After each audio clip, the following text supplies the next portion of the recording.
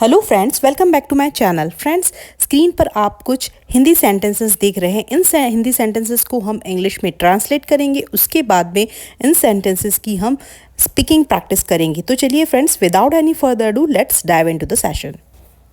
First sentence, इससे फ़ायदा क्या होगा? What good would that do? Repeat after me.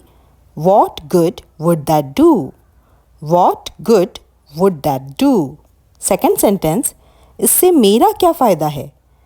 What is in it for me? What is in it for me? Repeat after me. What is in it for me? Third sentence, मैं ऐसा करूँगा क्यों? Why would I do that? Why would I do that? Repeat after me. Why would I do that? Friends, आप repeat कर रहे हैं ना? Why would I do that? उसने ये सब चिढ़कर किया है। He did it out of spite. He did it out of spite. Repeat after me. He did it out of spite. Next sentence. अगर ज़रूरत होगी तो मैं आपको कॉल करूँगा. I will call you if need be. I will call you if need be. Repeat after me. I will call you if need be. Next sentence. I wish मैं past में जाकर सब कुछ चेंज कर पाता. I wish I could turn the clock back. I wish I could turn the clock back. Repeat after me. I wish I could turn the clock back. Next sentence. जो चीज़ हमारे control के बाहर है उसके लिए परेशान होना व्यर्थ है. It is needless to worry about things beyond our control. It is needless to worry about things beyond our control. Repeat after me. It is needless to worry about things beyond our control. Next sentence. यह सच नहीं हो सकता. It can't be real. It can't be real. Repeat after me. It can't be real. Next sentence. जो होना होगा होकर रहेगा. What will be will be. What will be will be. Repeat after me. What will be will be. Next sentence, वह सोचेगा कि मैं यह बात चिढ़कर कह रहा हूँ. He would think I was saying it out of spite. He would think I was saying it out of spite. Repeat after me. He would think I was saying it out of spite. Friends, out of spite एक expression है जिससे कि हम बहुत सारे खूबसूरत sentence बना सकते हैं. तो he would think I was saying it out of spite. वो सोचेगा कि मैं इस बात को चिढ़कर कह रहा हूँ. Now friends, let's do the practice without saying the sentence. इससे फायदा क्या होगा? What good would that do? What good would that do? Repeat after me. What good would that do? Once again. What good would that do? Next sentence. इससे मुझे क्या फायदा होगा? What is in it for me? What is in it for me? Repeat after me. What is in it for me? What is in it for me? अलग अलग expression देके आप sentence को रिपीट करिए. What is in it for me? इससे मुझे क्या फायदा होगा? What is in it for me? Next.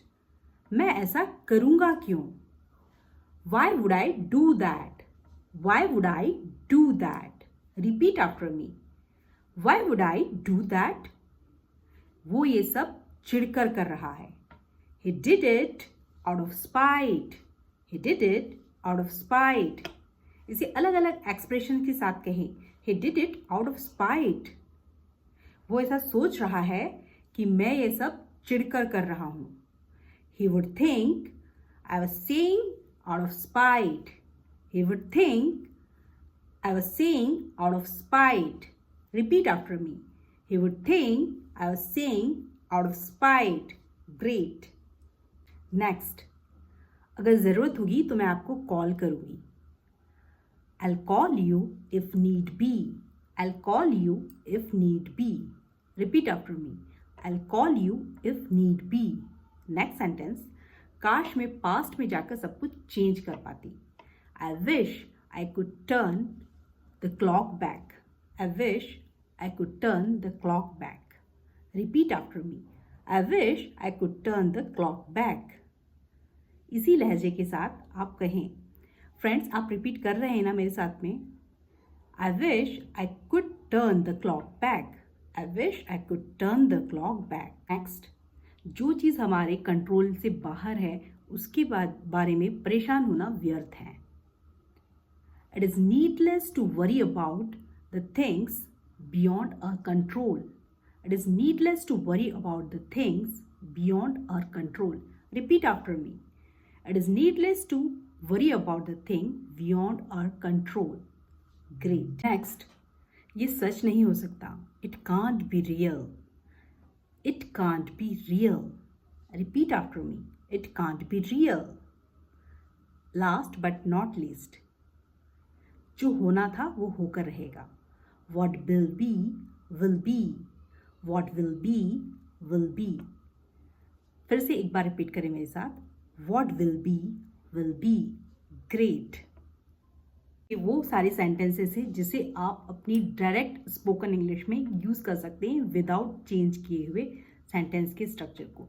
So friends, यदि आप इन सारे सेंटेंस को, छोटे छोटे सेंटेंस को कॉन्फिडेंटली बोलना सीख जाते हैं तो आप देखना 1 मंथ में आपकी स्पोकन इंग्लिश को इम्प्रूव करने में कोई नहीं रोक सकता. सो फ्रेंड्स, मैं आपको सिर्फ इतना ही रिकमेंड करूंगी कि छोटे छोटे सेंटेंस को अच्छे से बाय हार्ट करें.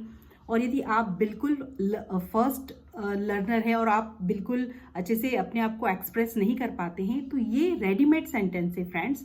इसमें आपको कोई चेंज करने की ज़रूरत नहीं, क्योंकि ये सेंटेंस है जो हम हमेशा कुछ न कुछ हमारे बातों में या हमारे डेली जो यूज सेंटेंसेस में आते ही हैं. तो इन सेंटेंस को बस ऐसा का ऐसे ही चिपका दीजिए, लेकिन आपको इस सेंटेंस को बार बार बोलने की प्रैक्टिस करनी होगी. तभी आप एकदम जब बोलेंगे तो नेचुरल लगेगा.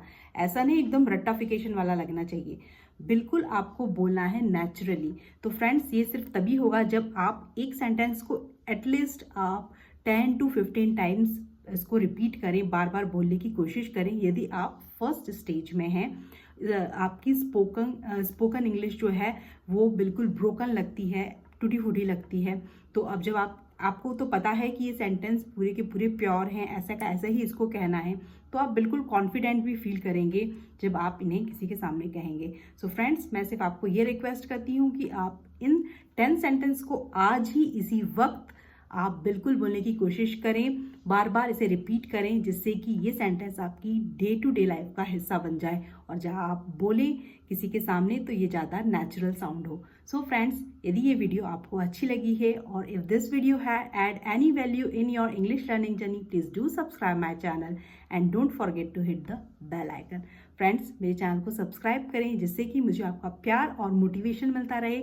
आज डे 1 का वीडियो मैंने शूट किया है और हम इसी तरह से इस समर वेकेशन में हम पूरी की पूरी इंग्लिश की स्पीकिंग प्रैक्टिस करेंगे और अपनी इंग्लिश को ज़रूर इम्प्रूव करेंगे. सो फ्रेंड्स, मेरे चैनल को सब्सक्राइब कीजिए जिससे मुझे आपका प्यार और मोटिवेशन मिलता रहे नेक्स्ट वीडियो लाने के लिए.